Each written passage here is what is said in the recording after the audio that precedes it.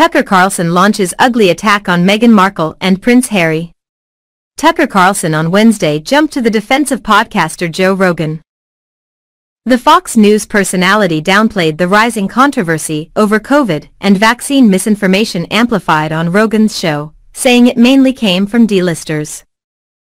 Carlson took particular aim at Meghan Markle and Prince Harry, who have an exclusive production partnership with Spotify, which hosts Rogan's show, after they called on the streaming service to meet this moment in combating coronavirus misinformation on the platform.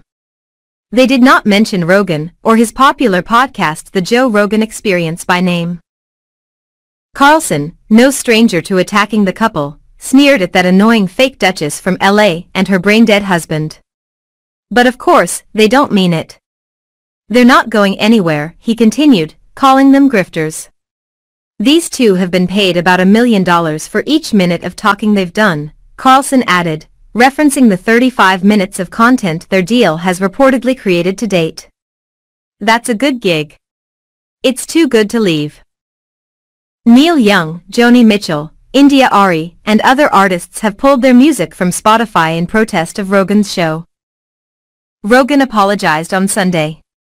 Spotify said it would add content advisories to his podcasts on COVID, to which actor Sharon Stone responded, he should put a disclaimer that he's an asshole, and that his behavior is dangerous.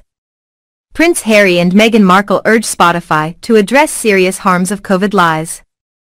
Meghan Markle and Prince Harry have expressed their shared concerns to Spotify over its role in giving COVID-19 misinformation a platform. Lending their voices to a growing number of public figures who have spoken out against the streaming giant amid a dispute about Joe Rogan's controversial podcast, the couple addressed the serious harms of spreading false claims surrounding vaccines in a statement on Sunday. The Duke and Duchess of Sussex, who signed an exclusive, multi-year podcasting partnership with Spotify in 2020, said they previously raised the issue about the all-too-real consequences of COVID-19 misinformation with the company last April. Since the inception of Archie, we have worked to address the real-time global misinformation crisis.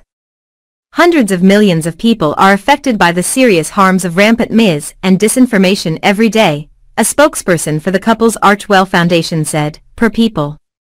Last April, our co-founders began expressing concerns to our partners at Spotify about the all-too-real consequences of COVID-19 misinformation on its platform. We have continued to express our concerns to Spotify to ensure changes to its platform are made to help address this public health crisis, the statement concluded. We look to Spotify to meet this moment, and are committed to continuing our work together as it does.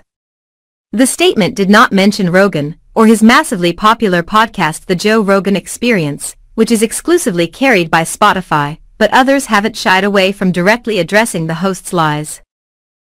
Last week, musician Neil Young pulled his entire catalog from the streaming service, citing the company's distribution partnership with Rogan, who he said was disseminating false information about vaccines, potentially causing death to those who believe the disinformation being spread by them.